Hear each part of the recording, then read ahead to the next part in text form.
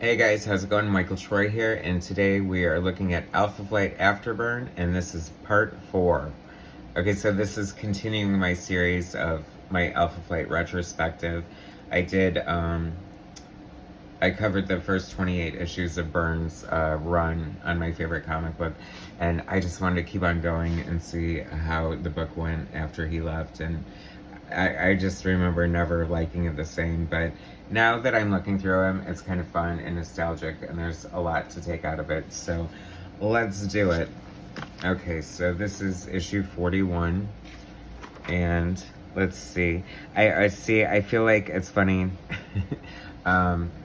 because I feel like it jumped the shark more than once, and I feel like Purple Girl is kind of it made my heart sink to see her on the cover, because I'm like, oh, here we go, Purple Girl. It became all about Purple Girl, and even during Jim Lee's run, and I don't know what happened, and I just wasn't super excited about Purple Girl. She, had nothing to do with the original Alpha Flight. You have all these great original characters, and I feel like Bill Mantlo is, I don't know if he's trying to make it his own, or he didn't know what to do with the other characters, but the Purple Girl, ugh. Okay, so Bill Mantlo, writer, David Ross, penciler, Whilce Portacio, we know that name, Wetworks, Image Comics, Uncanny X-Men, Jim Lee, great penciler, great inker, love his work, so it's kind of cool. Jim Novak, letterer, Bob Sharon, color, and speaking of colors, we're still doing this flexographic. It's funny because I think that depending on what issue you probably got in the run, because flexography was kind of known for, if they didn't change the plates enough, the blacks would look a little gray, and they look pretty black here, so I must have got a good spot in the run. But you can see the colors just sort of all meshed together, and the printing process is pretty terrible. But this is, once again, I'm loving the art, though. I have to say, a good combination of Dave Ross and Whilce Portacio is a very, very solid inker, very professional, crisp line, makes everything pop. His line weight variance is awesome, and it just looks really good. He's even making me like this terrible purple and white Aurora costume that I'm immediately going to draw, after I finish recording this. Because I remember hating it, but seeing it now, I just kind of love it. Oh, there's a flashback to the panel of Byrne drew when Aurora and North Star first met. The good old days, guys. I don't know, Purple Girl just really, I feel like the book became about Purple Girl, and who signed on for Alpha Flight to read about Purple Girl? Nobody. Look at all these great Saturday morning cartoons. I'm sure I watched them all, although I don't think I remember Kid Video that much. Maybe not all of them. Kissy Fur? No, I don't think so. Anyway, Jean Paul. I just love this art. You can almost see a little bit of his penciling style kind of coming through. He's just such a great artist. Are there Whilce Portacio fans out there? I'm sure there are. Please feel free to comment if you like his work, which who wouldn't, right? It's pretty amazing. This is kind of fun. So when she possesses people, they turn purple, and that's how you know. And there's an alligator swimming up behind her.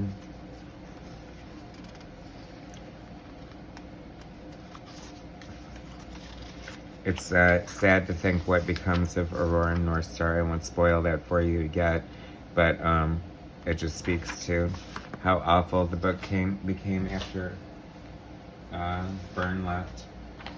So this is issue 42. This is kind of a cool cover with Vindicator and the twins together and the wretched Purple Girl.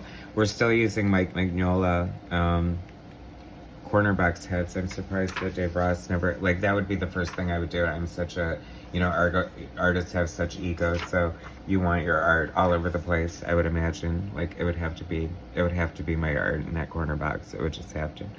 So Dave Ross, penciler, Bill Mantlo, writer, Whilce Portacio, inker. The creative team is still intact, which is nice to see, a consistent creative team. That's one of my huge pet peeves, especially if it's going to be collected in a trade paperback or something like that.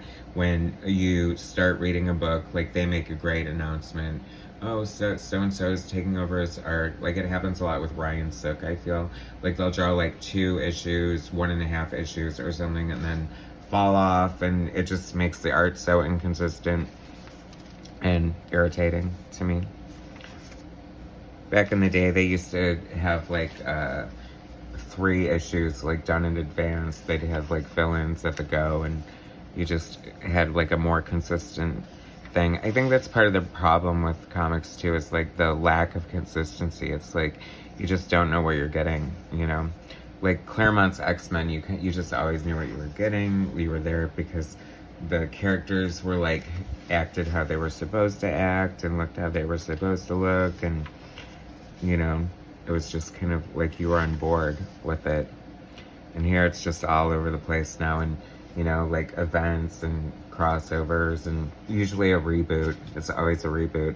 I cannot stand these constant revamps and reboots. It's like, who can keep up? I feel like it just negates everything that came before it and sort of craps on the fan base, which comics is very good at, shooting itself in the foot and crapping on the fan base. So, but I mean, the face of comics has changed greatly, so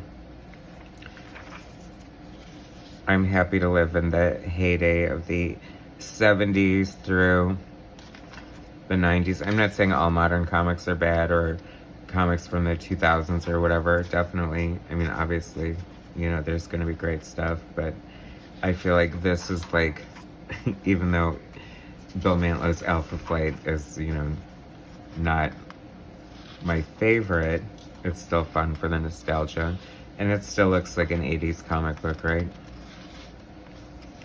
It's funny, I wonder what younger comic, like if you just started out on X-Men with like, I don't know, Hickman's X-Men or something like that, 41, 42, 43, if like how this old stuff looks to you. Does it look just like god awful? Does it look amazing? Because like when I first started reading comic books, you know, like Kirby looked like crap to me. Of course, now I know him as the god that he is, but you know, what did I know?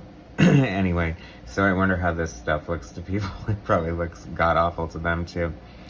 I wish that they had the, I'm thinking this is Kevin Nolan inking Dave Ross on the cover. It's got that really fine sort of Kevin Nolan line, and just the way he spots his blacks and stuff. So I'm gonna feel pretty secure in saying that. And we still have the same creative team. I'd like to point out Ken Bruzenek on letters, who works with Howard Chaykin. He works with my pal Jason Pearson on body bags, and he's just a cool letterer. Edgy. Like, once again, I mean, this is totally off the rails. I don't know what's going on. Cool looking Sentinels, huh? But, oh, cool. I mean, have Sentinels always been able to turn invisible? I guess they probably have. I don't know. I almost would like to see like a new version of Heather without the ponytail. It just looks kind of silly. Like, is it, like, why does she need her ponytail sticking out? Although I guess it, oh, Aurora back in her yellow and white costume. Thank God. I love that costume. Totally my favorite. They got the boots wrong, but whatever. I mean, it's actually, actually my favorite is the original Aurora costume, don't get me wrong. Box is looking pretty cool there too. I wish he was blue or red like he originally was. It was so much better color scheme. But this art team is like so solid. I think that it was like early in both of their careers, and they really complemented each other quite well. And I'm sure they grew a lot as artists. And I mean, it's all pretty much here with Dave Ross. He's really good with a good inker. I really like his art.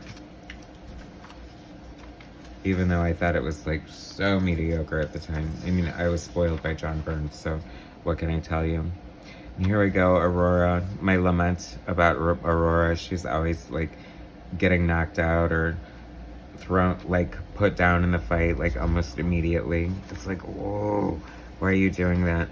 maybe that's why I like Aurora. I always like those characters who are sort of, you know, more peripheral, and like the book's only as good as it is when they're like there, and not so much when they're not. So maybe makes you wanting more. Okay, so this is the last issue in part, did I say this was part 4? Anyway, whatever part this is, my series, Alpha Flight Afterburn. By the way, thanks for watching. Please subscribe to my channel. It means a lot. It's fun talking about comics with you guys. So this is issue 44. A lot of pink and yellow. Of course, they used it a lot. I mean, these colors to make the, you know, it's used a lot in advertising to make the covers pop. Imagine this on a spinner rack back in the day. This is still when they had the direct market. And you're only seeing the top of the book, so you got to make it pop out. And that's why I think that it's always genius. My friend Matt told me that, I think it was Matt, thanks Matt, told me that Ditko was the first one to do like this little corner box art. And I love it. This is still Mike Mignola art here. And this is Dave Ross, I know that signature, and it's inked by Kevin Nowlan. And you can see like the really fine line of Kevin Nowlan, just like one of the best inkers in the biz, period. I mean, he really brings a lot to the table when he's inking. I mean, of course, with any artist, I prefer his inks over his own pencils, but it's always fun to see him ink somebody else. And we still have our creative team intact. And like I said, oh, here we go with the purple and white costume again, which I kind of love now. It's so funny. This is sort of like a therapeutic exorcism, if you will, because I just had such distaste in my memory for Alpha Flight after Byrne left, and apparently I stuck with the book and like read it, and it's kind of good. Smart Alec, that's fun to see him. Oh my gosh, like way to catch up on an old plot line. So Shaman's bag, which is just laying around, which is probably a bad idea, as we know how dangerous it is. And Smart Alec, who was, at the end of John Byrne's run, he turned Shaman's bag inside out, or looked into it or something, went mad, and Shaman didn't know what to do with him, so he shrunk him down and threw him in his bag. And now we see him crawling out all this time later. It's so cool. I love that. Perfect. The best picture of Storm ever. Mohawk Storm, anyway. Paul Smith and Joe Rubinstein from the Marvel handbook, of the official handbook of the Marvel Universe. I would so love to own that original art, but first of all, ensure it's more than I can frickin' afford. Original comic book art is expensive, and I started collecting more of it like last year, but then I just, it's too expensive. I mean, in a Byrne page, forget about it. They go for like tens of thousands of dollars, or maybe not tens of thousands, but depending, they do.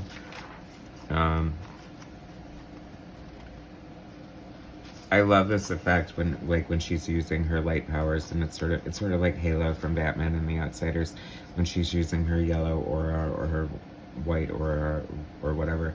Another great character from the 80s, Halo from Batman and the Outsiders, one of my faves. So I have to say, in retrospect, as much as I complained about it, I really love the art here. And oh my God, enough with Snowbird being pregnant and her baby and just all her BS.